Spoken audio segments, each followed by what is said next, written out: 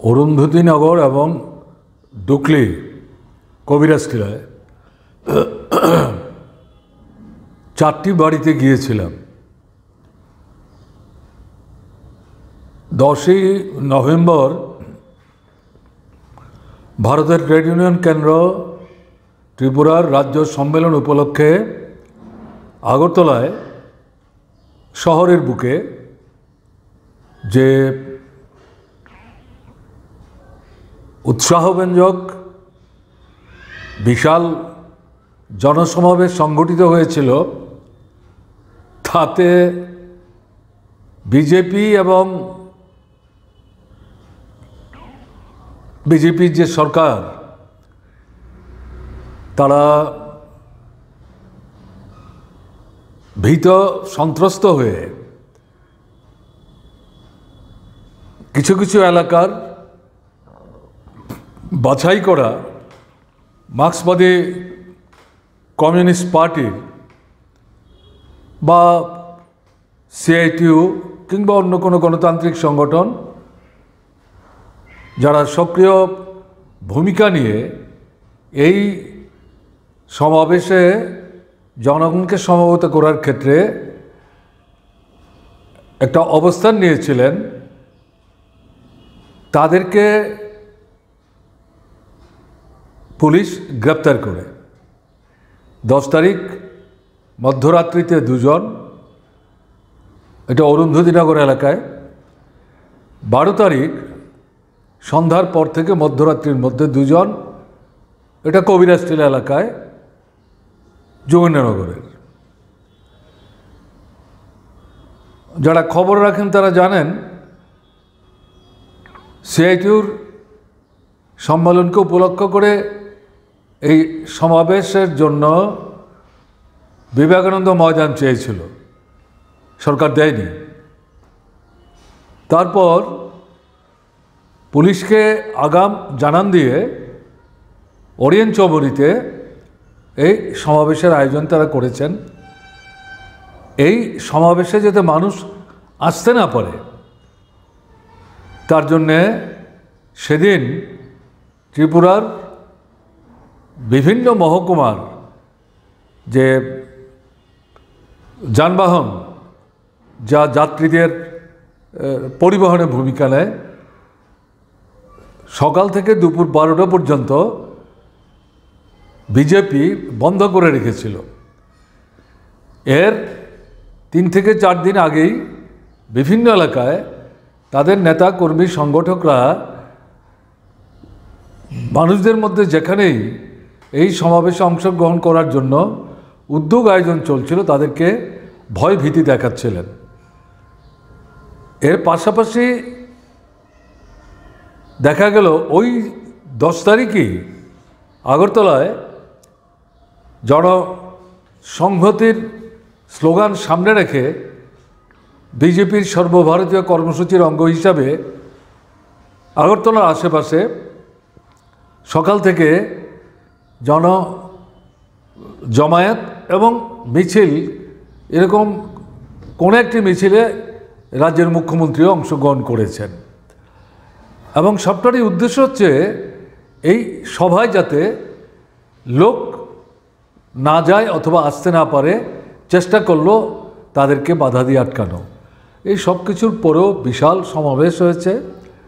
উদ্যোক্তা যারা, তাদের যা প্রত্যাশা ছিল তাকে ছাপিয়ে গেছে। অংশগ্রহণকারীদের মধ্যে যুবাংশই ছিল শ্রমজীবী অংশের বড় অংশ। এই সব কিছু দেখার পর আমাদের যা মনে হয়েছে যে এত কিছু করার পরেও এই সমাবেশে জনজমায়েত প্রতিহত করা গেল না, এটাও একটা বর্তমান পরিস্থিতিতে এটা ঐতিহাসিক সমাবেশের চেহারা নিয়েছে। এটা এদের মধ্যে একদিকে হতাশা তৈরি করেছে, আরেকদিকে ভীতির সঞ্চার করেছে। এই কারণেই আমি যেটা বলছিলাম যে বাছাই করে করে বিভিন্ন জায়গায় এরকম কমরেডদেরকে পুলিশ গ্রেপ্তার করেছে। তা আজকে তাদের বাড়িতে গিয়েছিলাম, মানিক দে সিআইটিউর যিনি ত্রিপুরা রাজ্য কমিটির সভাপতি, তিনি ছিলেন। সিআইটিউর অন্যতম গুরুত্বপূর্ণ নেতা সমর চক্রবর্তী, তিনিও আমাদের সঙ্গে ছিলেন। এই সাথে অন্যান্য সংশ্লিষ্ট এলাকায় যারা গণতান্ত্রিক আন্দোলনের সংগঠক হিসাবে দায়িত্ব পালন করেন তারা আমাদের সাথে ছিলেন। তো আমি বাড়ির লোকজনদের সঙ্গে কথাবার্তা বলে আমি দেখলাম তাদের মনোবল ঠিক আছে। তার মধ্যে কেউ একদিকে ক্ষোভ, আরেকদিকে বিষাদ, দুটো মিলিয়েই চোখের জল ফেলে বলবার চেষ্টা করেছেন, এটা কোন রাজত্বে আমরা আছি? আমার ছেলে, সে তো কোনো অপরাধের সাথে যুক্ত না, অন্যায় কাজের সাথে যুক্ত না। কোনো মানুষ বলতে পারবে না আমার ছেলে মানুষের ক্ষতি করেছে। বরং বিপন্ন মানুষ, সমস্যা পীড়িত মানুষ যখনই তাদের কাছ থেকে ডাক এসছে, তাদের পাশে দাঁড়িয়ে তাদের সাহায্য করার চেষ্টা করেছে। কেন তাদেরকে গ্রেপ্তার করে নিয়ে গেল? 12-13 দিন যাবৎ তারা বাড়ি ছাড়া, ঘর ছাড়া, জেলখানায়। তার মধ্যে 1-2 জন অসুস্থ আছেন, কিডনির পেশেন্টও আছেন। হাসপাতালে এরকম একজন কিডনি পেশেন্ট, তার অসুখটা বেড়েছে। যদিও বাড়ির লোকই বলেছেন যে জেলখানায় যিনি আছেন এরকম একজন কিডনি পেশেন্ট, তাকে ডাক্তাররা হাসপাতাল থেকে মানে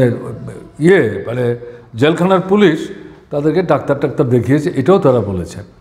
এবং তাদের মধ্যে পরিবারগুলো যা দেখলাম, একেবারে নিম্ন মধ্যবিত্ত পরিবার, যাদেরকে গ্রেপ্তার করে নিয়ে গেছে এরাই পরিবারের উপার্জনের মাধ্যম ভিত্তি। সরকারি চাকরি কেউ করেন না, অসুবিধায় একটু আর্থিক দিক থেকে আছে, কিন্তু লক্ষ্য করা গেছে মাথা নোয়াবার না।